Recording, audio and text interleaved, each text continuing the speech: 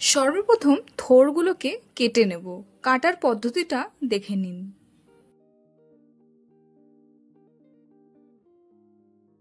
মাঝের থেকে কেটে এইভাবে মোটা ছিলকাগুলোকে ছাড়িয়ে নিতে হবে বটি বা চাকু দিয়ে।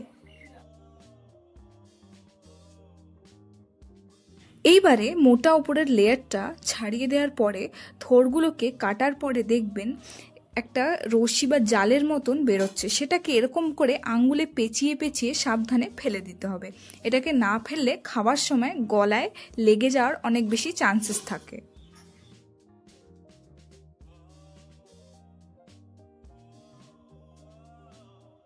থোড়গুলোকে এরকম গোল গোল করে কেটে নিয়ে তারপরে মাঝখান থেকে পাতলা পাতলা করে স্লাইস করে নিতে হবে।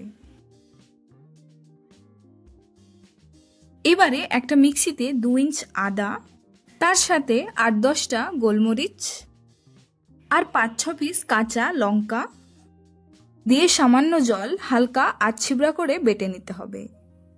তারপর একটা কড়াইতে নিয়ে নেব পরিমাণ মতন সাদা তেল। একটা মিডিয়াম সাইজ আলু ডুমো ডুমো করে কেটে রেখেছিলাম, সেটাকে লাল লাল করে ভেজে নেব। দিয়ে দেব 8 চা চামচ করে পরিমাণ মতন নুন আর হলুদ।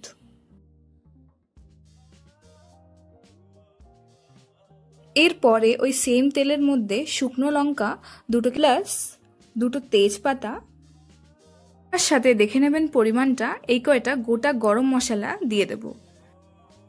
ফোড়ন দিয়েই কিছু সেকেন্ড পর দিয়ে দেব ওর মধ্যে কেটে রাখা একটা মিডিয়াম সাইজ পেঁয়াজ। 5 থেকে 10 মিনিট মিডিয়াম ফ্লেমে ভেজে নেব। ভেজে নেওয়ার পর যখন একটু লাল লাল হয়ে যাবে দিয়ে দেব 1 মুঠ মতন নারকেল কুড়োনি, দিয়ে ভেজে নিতে হবে 5 থেকে 7 মিনিট। দিয়ে দিলাম বড় 1 চামচ মতন চিনি, দিচ্ছি 8 চামচ হলুদ, আর এইভাবে কেটে রাখা একটা মিডিয়াম সাইজের টমেটো। হালকা একটু ভেজে নেওয়ার পরই মিডিয়াম ফ্লেমে যেই আধছিবড়া পেস্টটা করে রেখেছিলাম সেটা দিয়ে দেব। টমেটোগুলো যেই ভাজা হয়ে যাবে সেই উঠিয়ে নিতে হবে টমেটো পিউরি বানানোর জন্য। মনে রাখবেন বন্ধুরা, ভাজা টমেটো পিউরি দিলে আরও বেশি টেস্ট হয় তরকারিতে। পিউরিটা করেই মিশিয়ে দিলাম। দিয়ে দিলাম 1 চা চামচ জিরে গুঁড়ো।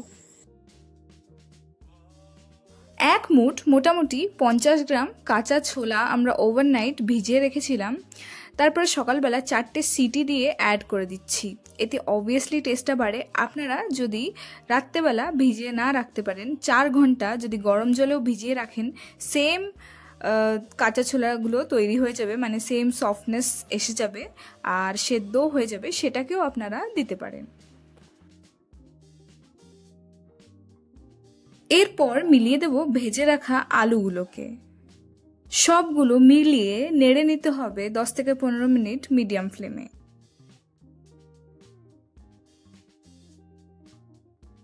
তারপর দিয়ে দিচ্ছি বন্ধুরা আধা জার মশলা বাটা জল মিক্সির থেকে। থোড়গুলোকে প্রথমে হাত দিয়ে এরকম করে মেখে নেব একটুক্ষণ।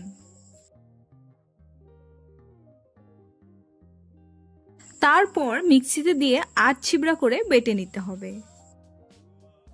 এবারে গ্রেভি বানানোর জন্য 1 কাপ জল দিয়ে দিলাম।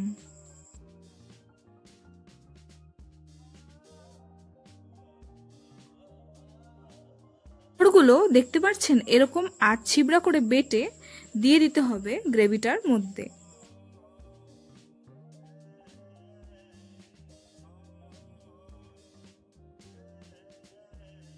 এক চামচ মতন দিয়ে দিচ্ছি চিনি। আমরা মোটামুটি থোড়টাকে 20 থেকে 40 মিনিট মিডিয়াম ফ্লেমে সেদ্ধ করে নিয়েছিলাম। আমাদের যে থোড়টা ছিল মিডিয়াম একটু শক্ত ছিল, পুরোপুরি কচি ছিল না, সেই জন্য 40 থেকে আর একটু বেশি টাইম লেগেছে, মানে ওই 20-40 মিনিট। যদি আপনাদের কচি থোড় হয় তাহলে 20-25 মিনিটের মধ্যে আরামসে সেদ্ধ হয়ে যাবে মিডিয়াম ফ্লেমে। ছোট 2 চা চামচ বা বলতে পারেন বড় 1 চামচ দিয়ে দেব দেশি ঘি। লাস্টে দিয়ে দিতে হবে বড় 1 গোটা গরম মশলা। যেহেতু ফোড়ন দিয়েছিলাম, আপনারা চাইলে এই স্টেপটা স্কিপ করতে পারেন, আমরা দিলাম। ব্যাস, আবার কি, আমাদের মজাদার মুচমুচে থোড়ের ঘন্ট একদম তৈরি। গরমা গরম সার্ভ করে নেবেন ভাতের সঙ্গে, দারুণ লাগবে কম্বিনেশন। আর কমেন্ট করে নিশ্চয়ই জানাবেন কেমন লাগছে খেতে।